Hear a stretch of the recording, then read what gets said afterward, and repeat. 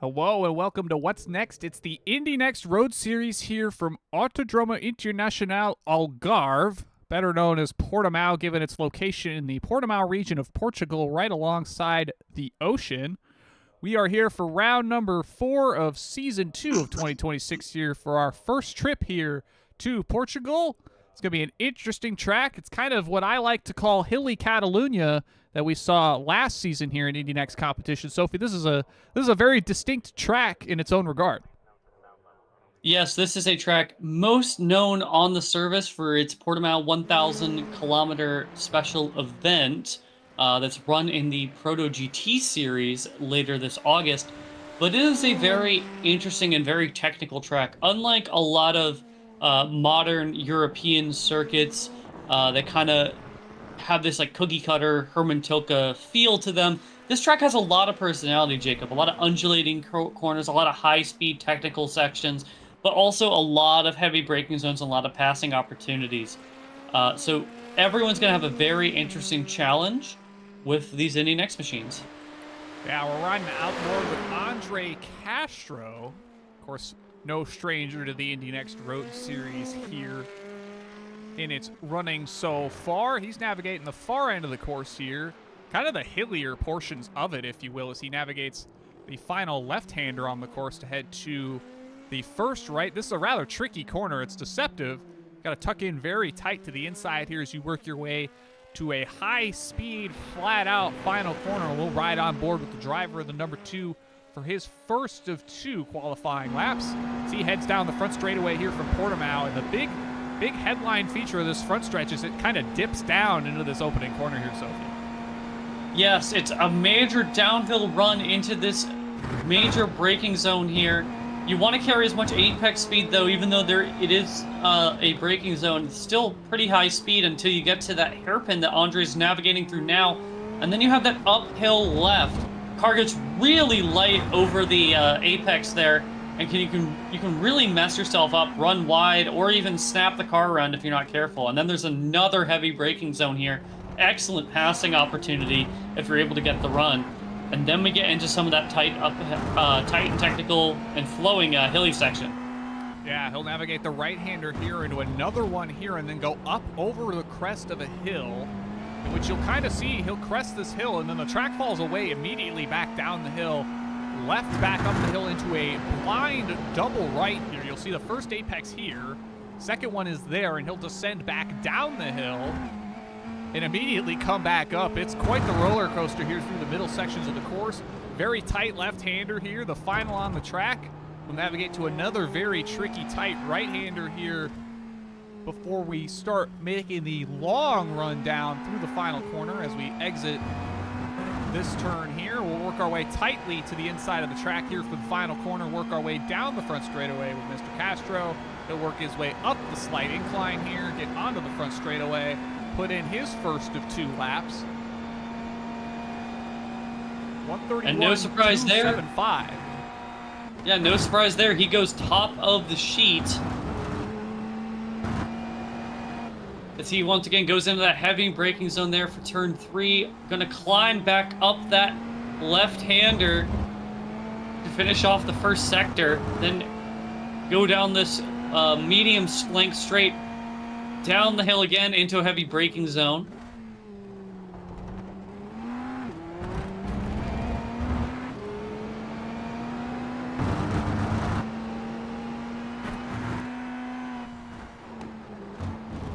His way back through the right here, up the hill, get to that crest of the hill and head back down, work his way right back up the hill again to get towards that blind double right once again.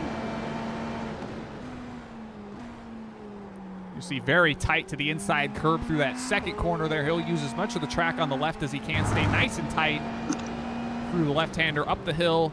Left-hander at the top here. Little more ways of hill to go. Big slide off the corner. He's really pushing this IL-15. Oh, around he'll go. Yeah, it's very easy to do here. And that will unfortunately put an end to his second qualifying lap, but he is still currently on the pole. Yeah, we'll ride outboard with Gregory Kohler, current series points leader coming into this race. He'll work his way down the front straightaway here. We'll see if he sets a better time on lap 2 here. He will not. A little slower that time around.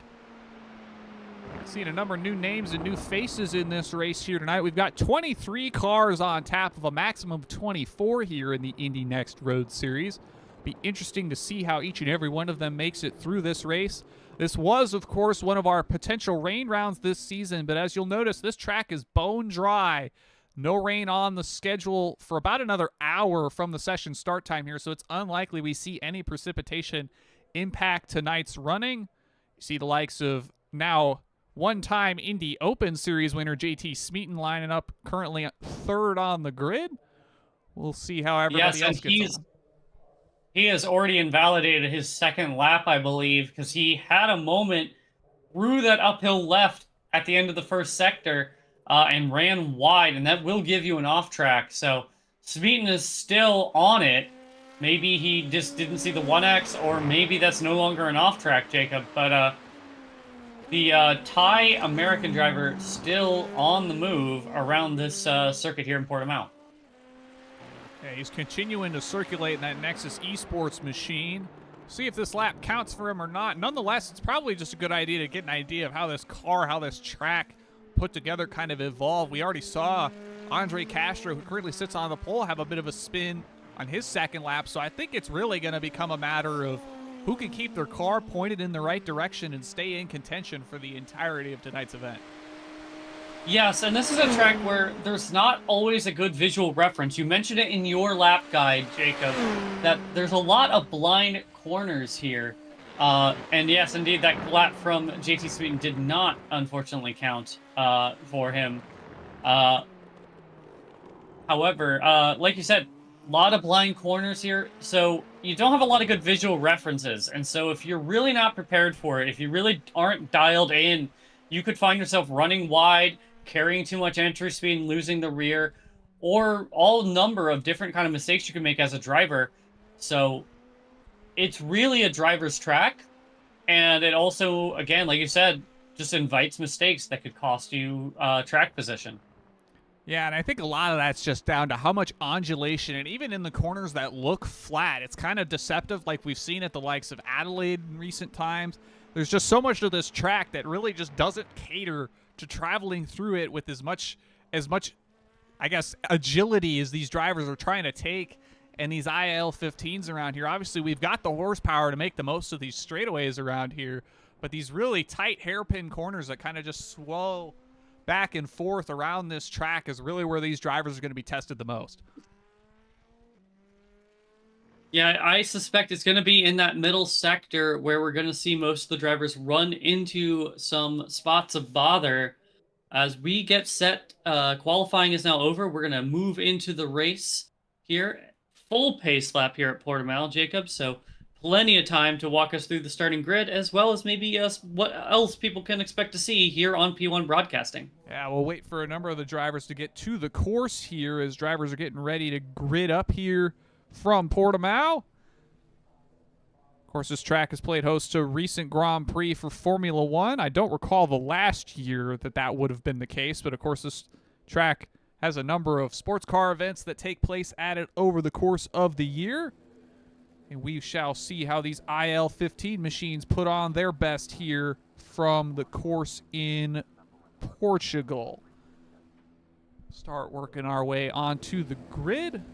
iRacing pace car leading that field.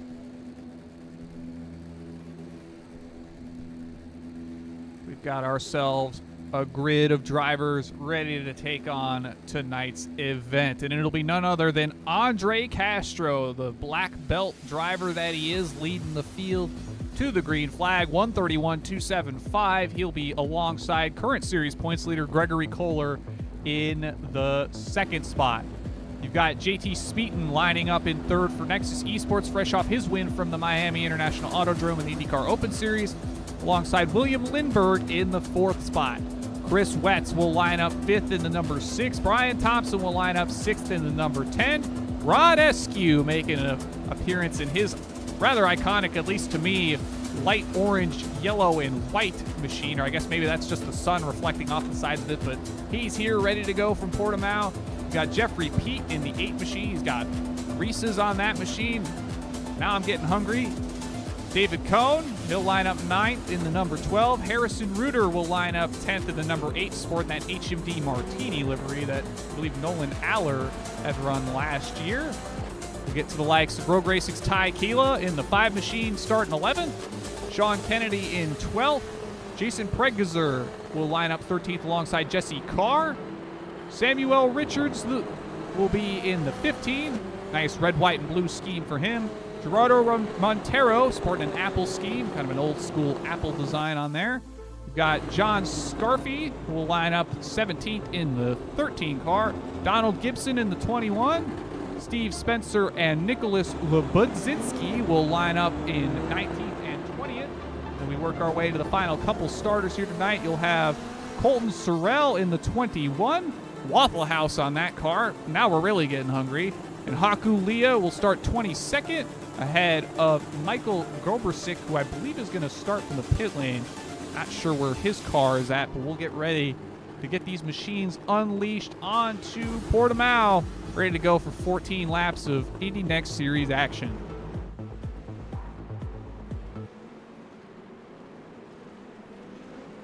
Yes, a very packed field here. One of the things I want to highlight real quick is there was a pretty substantial pace difference in qualifying. Andre Castro, a 1:31.2, down to the last car to set a time back in 19th with a 1:38.8. So even though the race is fairly short, only 14 laps, Jacob, it's possible that lap traffic could become a factor. Yeah, I mean, maybe an error or two from some of those cars further back on the pace front may put them in the sights of an Andre Castro or a Gregory Kohler at the front of the field here. Long way to go. Of course, drivers do get push to pass on use for these events. You'll get roughly 5 seconds if you split it up over the 13 laps that will be available for that system to be in play. Can't imagine you're going to see tons of people using it kind of spread evenly. Imagine a lot of these drivers are going to try to hold on to it for the late stages here to try to set up a late move on their competitors. Yes, we have seen that really make the difference in competition, whether it be in the IndyCar, the Formula Super Series, or in these Indy NXT machines, that not having the push to pass when you really need it can alter your race. And through the final proper corner here, at least at speed here from Portimao, this final hairpin right that kind of winds down the hill here as they'll head towards the final corner here from the circuit. We'll be ready to get underway here for round number 4 of the Indy NXT Road Series here in 2026 Season 2.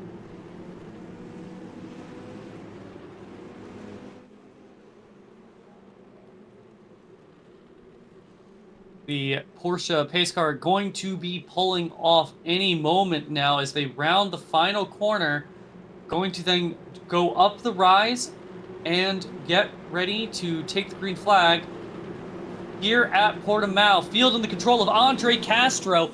Castro is going to launch, gets a good jump on Kohler. JT Smeaton has already slot into second place.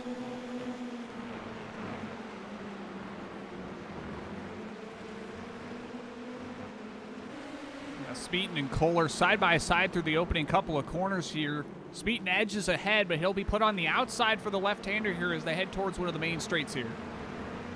Yes, this is one of the better passing opportunities. Smeaton immediately ducks to the inside and tries to take the corner there on the inside. Got the shorter way around the corner. Maybe not able to get the power down as much as he would like. They're still side by side. They almost touch there. Ultimately, Kohler is going to have to cede the position for now, move Smeaton up to second place. The person who's really benefiting from that is Andre Castro, who has now pulled out almost a full second on JT Smeaton in the Nexus Esports machine. Okay, you see the drivers working their way through that double right-hander now. Kohler took a look to the inside of Smeaton there, backed out of it. He'll fight another day. Andre Castro's gotten to about a little over 0.6 of a second depending on where you catch them out on the course, rather. As we get to the conclusion of lap 1 here, they'll round this final right-hand hairpin here, work their way towards the final corner here. We've had quite an opening lap here already with a solid battle here at the front of the field, ready to rip for another 13 here from Portimao. See the drivers cresting up the hill, getting onto the front straightaway here, past the main grandstand. We'll head on to lap number 2. Yes, that first corner is so critical for good lap time because it's such a high commitment corner. If you could get a good run, you can maybe knife it on in there into that hairpin that everyone just rounded. As they're now going to be climbing up that hill. This is where we saw JT Smeaton get a little loose in qualifying. So easy to do.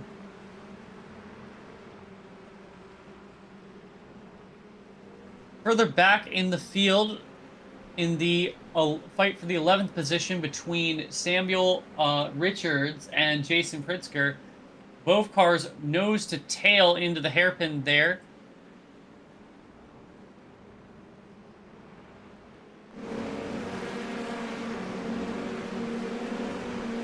But now the gap is opened back up, so maybe Pritzker not as, or is just a little bit quicker through some of the other parts of the track, but now has that number 19 machine all over the back of him.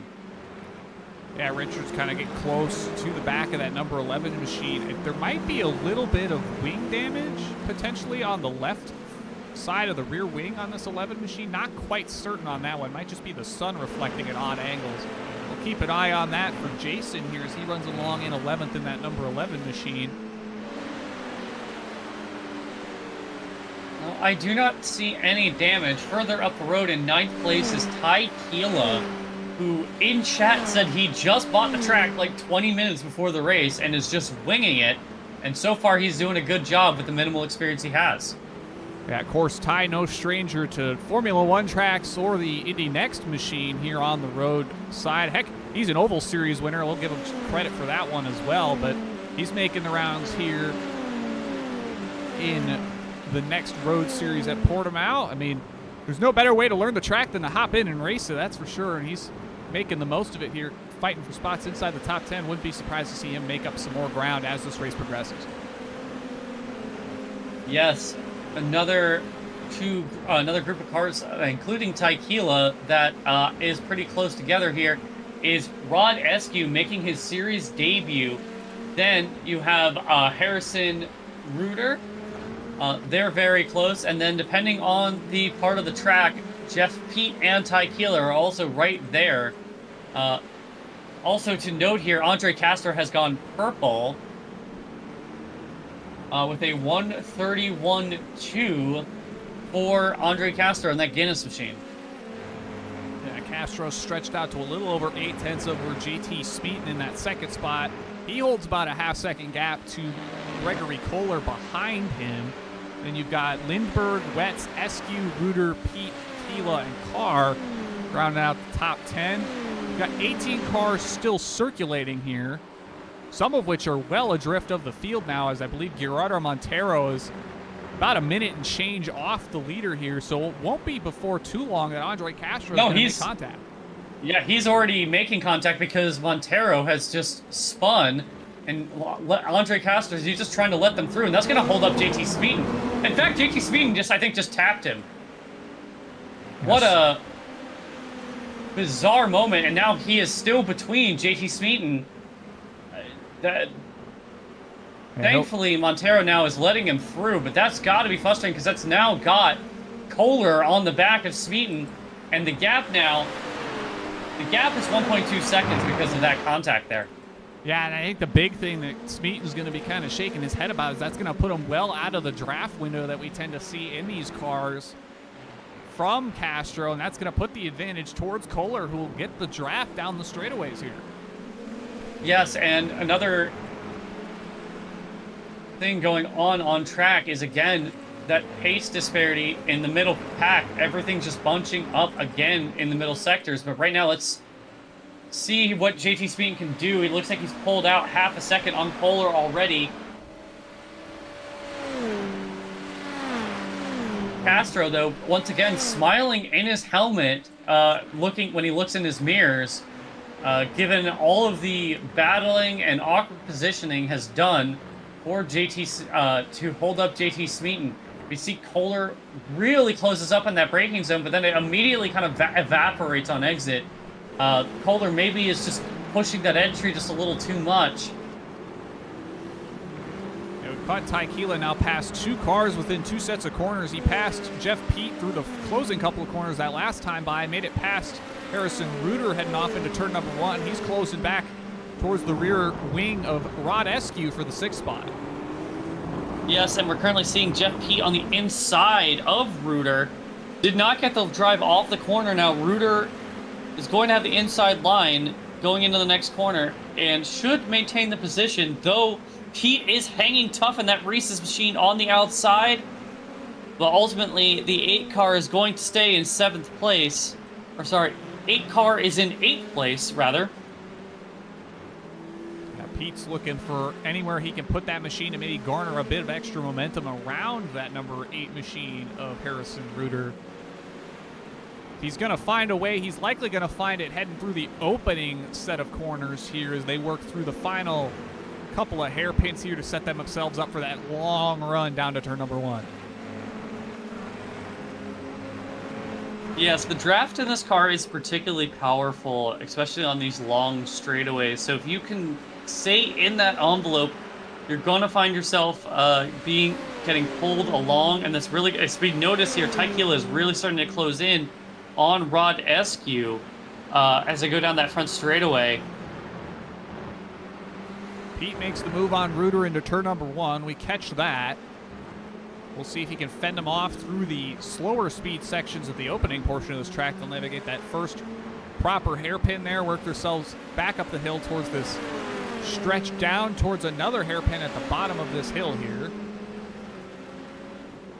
That'll put the closest battle on track actually back between JT Smeaton and Gregory Kohler for that 2nd spot. They're sitting within a half a second of each other. Yes, and Andre Castro has continued to check out. Once he lost draft range, JT Smeaton has not been able to close the gap. In fact, it's expanded. In fact, nearly doubled between himself and Andre Castro. Kohler now lunging there, not able to get alongside, but really pushing the entry into that hairpin. Navigating this undulating series of corners, Smeaton getting a real good run off the corner. Kohler now half a second back. Now we saw him have a bit of a moment through that last hairpin right before they made this charge down to the front straightaway here. Thank everybody for joining us in the chat tonight. Among them, reigning series champ Jarrett Corey. Good to see him out supporting the series, even if he's not on the track currently. Another big moment off the corner there for Kohler as he makes contact with the rumble strip on the exit there. And I think we're starting to see this track do a number on these tires here, these IL-15s. Yes, there's a lot of load being put through those Firestone tires, and that is going to cause them to have a lot of heat build up, and they might not grip as good. And then, of course, you have some of these higher curves, some of the serrated curves. They really don't offer the kind of grip that you would need. And so if you find yourself running over them, particularly in a corner where you're asking a lot of the car mechanically, it can easily put you into a slide or just get you a little bit of wheel spin that really hurts your drive off. And here we go back up towards that double right. We've got a lap machine at the inside there who's fortunately going to let Kohler and Smeaton on through here through this very tricky section of track. They'll work their way down the hill once again. You see again those curves, just the drop that you get even with the extra run of the hill. That makes it probably even all the more dangerous to take all that curb we're seeing out of Gregory Kohler here as he works through the right-hander here. Looks like we've got a William Lindbergh fan in chat. He's running along in 4th right now. Right behind this battle we're on board with Gregory Kohler. We'll actually hop out of Gregory's car here as he heads down the front straightaway. We'll give Lindbergh a good screen time here. He'll head off the final corner in that what appears to be red, white, and green IL-15. Head down the front stretch here. He's got Chris Wetz, kind of a second adrift to him. And then the other close battle on track will be between Rod Eskew and Ty Keela for 6th. Yeah, and that's been a battle that's been going on the last couple of laps. They're pretty even on pace. Maybe one of the lapped cars could maybe play a factor here. They've got Gerardo Montero just up ahead, and Gerardo has already kind of played a factor in this race unintentionally between Smeaton and Castro. So, depending on where they catch them and where on track, Jacob, it might hold up Rod, it might hold up Ty, and that could make the difference in this battle, because we are... Oh, Montero goes off. Commentator's curse, and he smacks the wall hard just ahead of them. We are 8 laps into this 14-lap race. We're past halfway.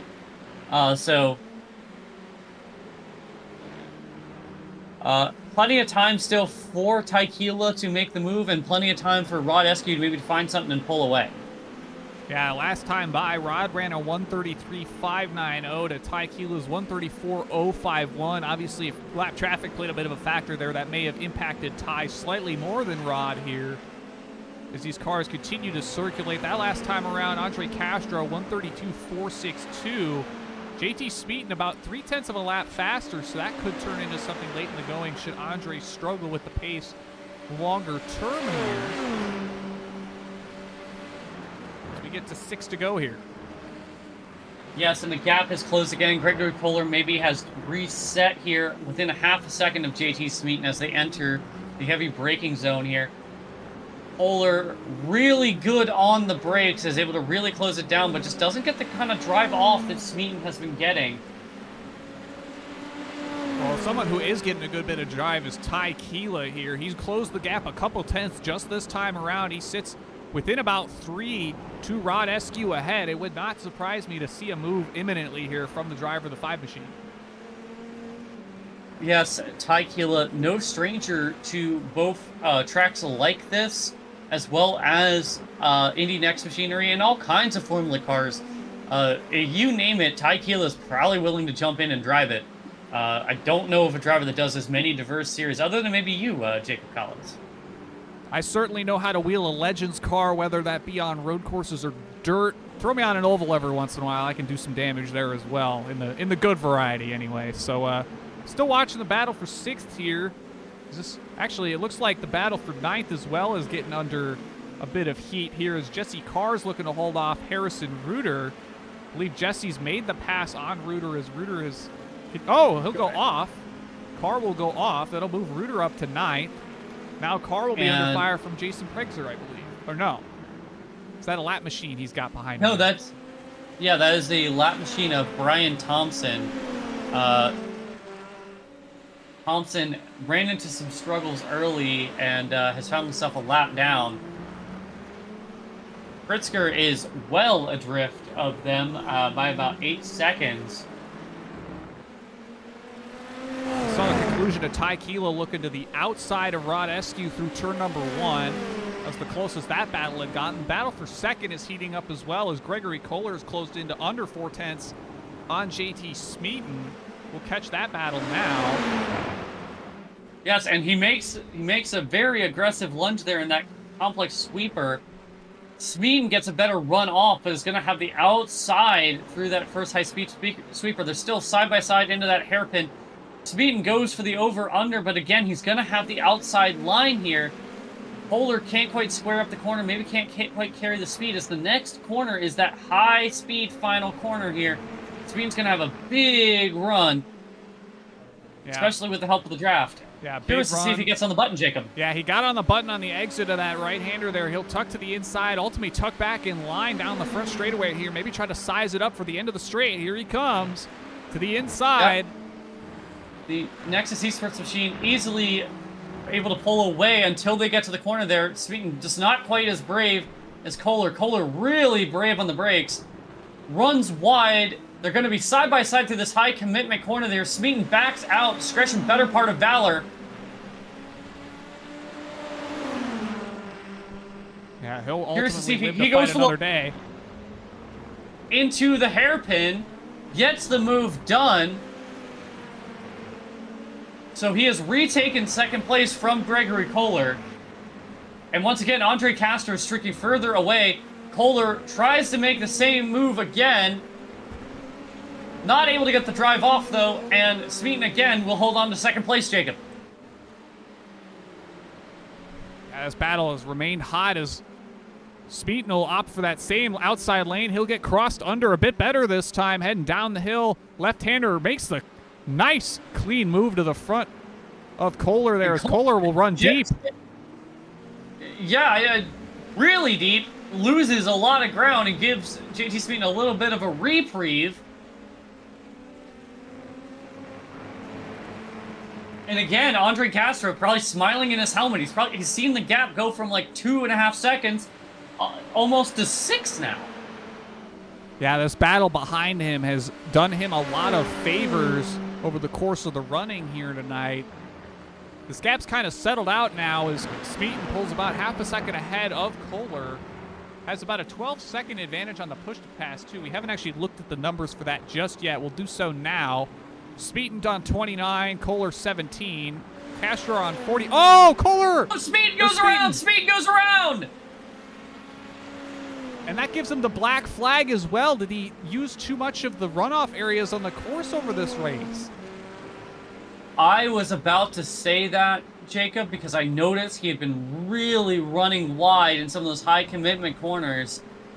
And of course, when you have you also had a lot of close racing there, possibly some contact maybe. So definitely a mixture of maybe the runoff and that. So now he's got a drive-through. That is probably going to move William Lindbergh for sure up to 3rd. Be curious to see where Speeton comes up with that drive-through. But that is going to move our points leader up to 2nd. Andre Castro is still well out in front. We're still we'll actually move back to the battle for what will become 5th spot, I believe. Ty Kila's made it around Rod Eskew for that spot. But Eskew is not letting it go. Ty Kila runs a little bit wide there. Eskew not quite alongside, but they have the lapped car of Nicholas Lubdinsky in front, feeding Ty Kila some dirty air as well, but also giving him some draft down the front straightaway. Lubdinsky pulls to the inside. Kila tries to draft off, but Lubdinsky's trying to let them go. Yeah, he'll let them both on through, tuck in the line. Ty Kila and Rod Eskew still battling for what is now the 5th spot as JT Speeton comes into the pit lane to serve that penalty. He'll come out, at least hold on to what I believe will be the 8th spot. Yes, he'll hold on to the 8th spot. There's only 1 lap to go. And, well, Jeff Pete is just a 1.5 seconds behind Rod Eskew. So this is going to be the closest battle on track over the 5th spot.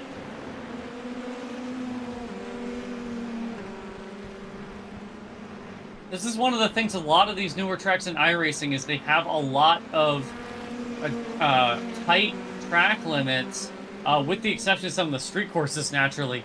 But a lot of these natural terrain tracks like the Portimao have very stringent track limits, and so it's really easy to run afoul of them and end up finding yourself in a drive-through like JT Speeton did.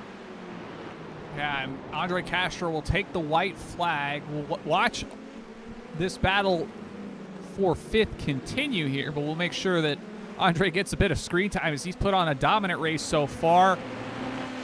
Ty Kila having to fend off Rod Eskew for the 5th spot here.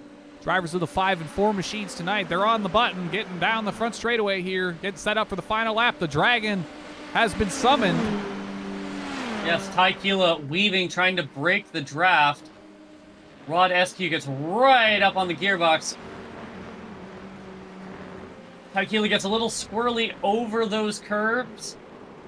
Ultimately backs it down. Gets a run off the corner. They climb the hill. This is going to be Rod Eskew's best spot. He is on the button once more. Has a decent run. Ty Kila moves to defend the bottom.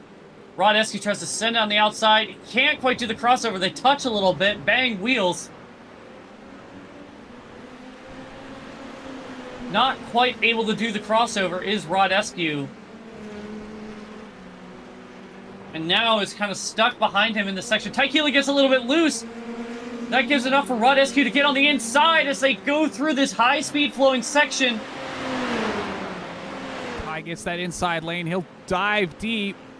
Go around the corner here, head down the hill. Side by side. Keela will clear. Yes, and Rod Eskew tries to go around the outside, really committed on the brakes there.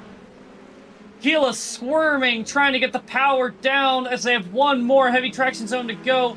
Eskew gets a good run off that corner. He's going to be tucked up under the rear wing of Ty Keela. Run to the line. Question is how...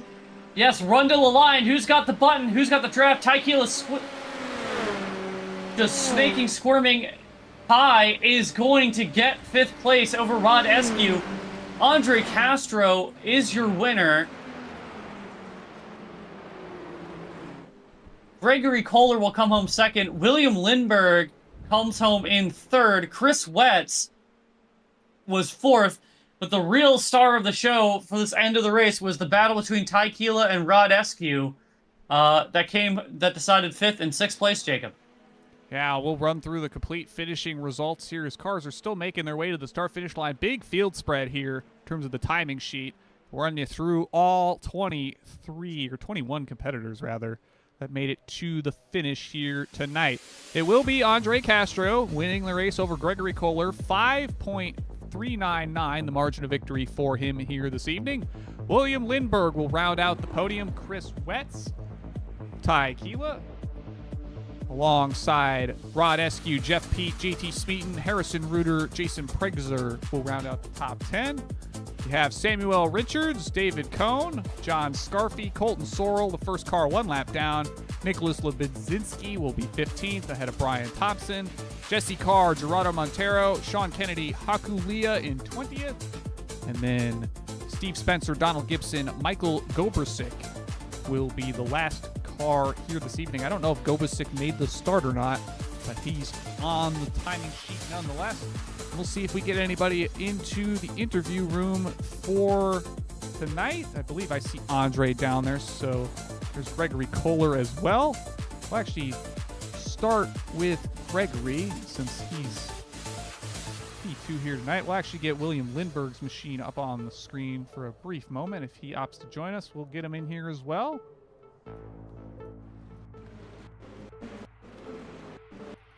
We'll get maybe a bit closer to that 7 machine for Mr. Lindbergh. That'll do it for his machine. Nice red, white, and green machine for number 7. He'll finish 3rd tonight. We'll then get on up to Gregory Kohler, who's waiting for us in the interview room. Driver of the number 3 machine. This will be a nice points haul for him. We'll see what he has to say. Gregory Kohler, Jacob Collins, Sophie Connell, P1 Broadcasting. Got us?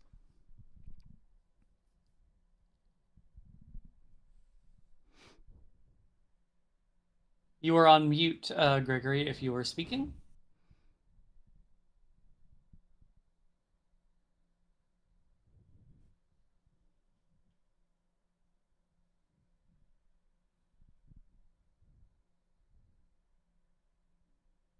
You got us, Gregory?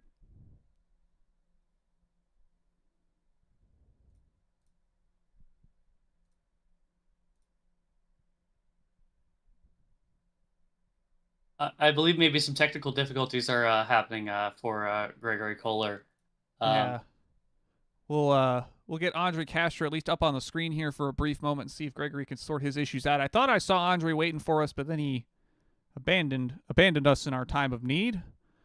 But we'll get him up on the screen for his due in that number 2 machine. See if Gregory can sort out his gremlins here this evening. But Andre, dominant as always when he makes appearances here in the Indy NXT Road Series. When he's able to make the finish, we've seen him have a struggle of things with the likes of Mexico City last season. Of course, he had a rough go of that one, amongst other events we've seen him take part in. Yes, again, a completely dominant drive, large margin of victory for Andre Castro. And again, some incredible battling between... Oh, I believe Gregory may have sorted out his audio issues. Yes, I'm here, boys. I'm sorry. It's all good, Gregory. Thanks for joining us here up in the booth. You put up a solid fight here. You ultimately won out with a very tight battle between yourself and JT Smeaton for the second spot here tonight. It looked like he maybe hit the incident limit or maybe ran a track limit too awry here a couple too many times. Walk us through your race here, as this seemed to be quite the tricky track to get around in these IL-15s. Yeah, this battle was so fun. I mean, first it began a bit heated. We both got 8 incident points in the first 2 corners. So we were both already on a big incident point gap already at the start. But I'm happy that the race or the battle kept clean, and we had a pretty good battle. Sometimes I thought I was a bit too aggressive with the dives, but this was super fun. This race. Yeah, it certainly looked like a good bit of fun out there. There was a lot of opportunity to maybe go back and forth between a lot of the sweeping slow-speed corners that occupy the bulk of this track. It also seemed like it was very easy to get this car snapped around just a little too quickly at those slower speed corners. Kind of walk us through maybe some of the things you were tackling as this race progressed with kind of how these tires were wearing out to keep the car pointed the right way.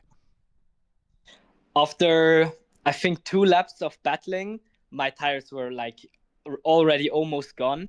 And especially with this track being almost a roller coaster with it going up and down all the time, the elevation changes made the car sometimes a bit loose, but I kept it together. So I'm happy that I crossed the finish line without any big issues. Yeah, certainly a tough one to get to the finish of, but you came out in a solid position nonetheless. Sophie, you got anything for Gregory tonight? Well, Gregory, how difficult was it to pass here? Because we saw that battle between you and Smeaton, it was like you both were really trading haymakers, but it seemed like the second you would get a pass on Smeaton, he was really able to just immediately retake the position until he obviously had that spin coming through the uphill left-hander. So how difficult was it to really make a move work on a driver as good as JT and as competitive as the front of this field is?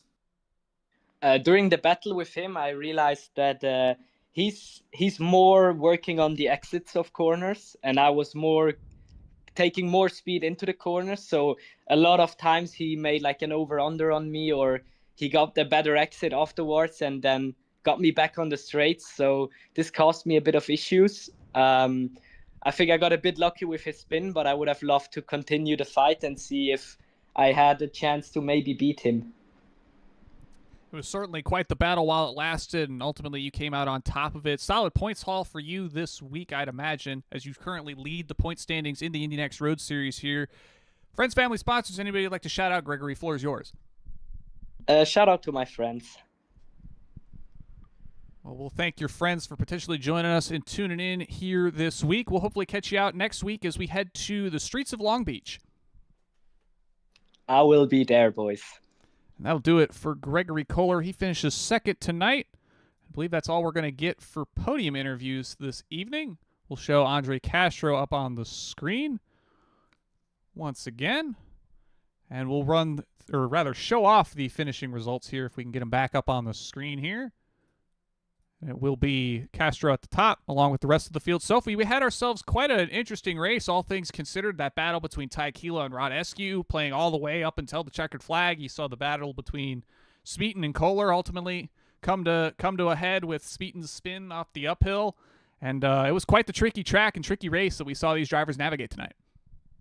Yeah, we saw a lot of mistakes, a lot of excellent racing.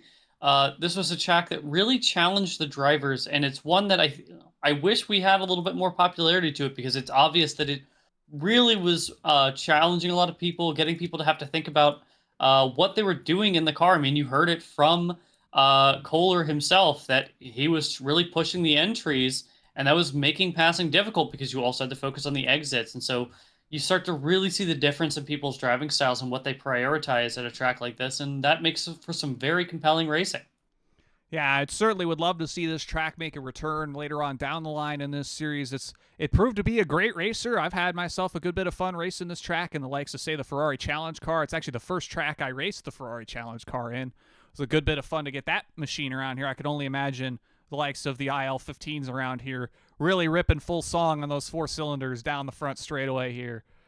Certainly a blast. We'll hopefully catch everybody next week as the series heads to the streets of Long Beach for the second time in series history. This will be the first time we get it. Actually, no, it'll be the second time we get it on air. What am I talking about? Be another trip to the streets of Long Beach for its proper alignment week in the real world, as the Real World Indy NXT Series will take on Long Beach next week as well. Tomorrow night, me and Sophie will be back for the Indy NXT Oval Series from Five Flags Speedway in Pensacola, Florida. That'll be 9:30 p.m. Eastern Time tomorrow, alongside our highlight or top brow coverage of the Las Vegas round for the IndyCar Oval Series, 8:15 Eastern Time. Gary Gotso's on the mic for that. And Luis Gonzalez Nunez will be hosting round number 1 of the Indy Elite Racing League's Indy NXT Series from the Indianapolis Grand Prix course. That'll take place 7:30 p.m. Eastern Time tomorrow. Me and Sophie will likewise be back for the Formula Super Series Wednesday night from the Indianapolis Grand Prix course, 8:20 p.m. Eastern Time. Thursday, I will be in the booth with one Caleb Brashear at 8:20 p.m. Eastern Time for the AMA Grand National Series from Bristol. And then Friday night, Gary Gotso's calling trucks from Bristol on his birthday. God bless his soul. And we will move into the weekend, where the Classic IndyCar Series will take on Homestead at 1 p.m. Eastern on Sunday. And the Votive Racing League will take their 6th of 9 rounds from Homestead, Miami at 8 p.m. Eastern Time. We hope to catch you for any and all of our coverage here on P1 Broadcasting. We'll thank you for joining us once again. Like, comment, subscribe, share it with your friends and family. Let everybody know about the wonderful stuff we're doing here on P1, our very quality coverage of everything and then some when it comes to open wheelers, and everything and then some with a little bit of stock cars thrown in as well. We got something for everybody here on the channel. If you need a little bit of help with the Indy NXT Road Series, we've got track guides on the channel to try to get acquainted with the track and the car each and every week. For the series, I host those. Try to get newer drivers on the Formula Ladder acquainted with a rather tricky IL-15. And we'll wish you a good night. Have a good one, everybody. We'll catch you next time, everybody. Have a good night.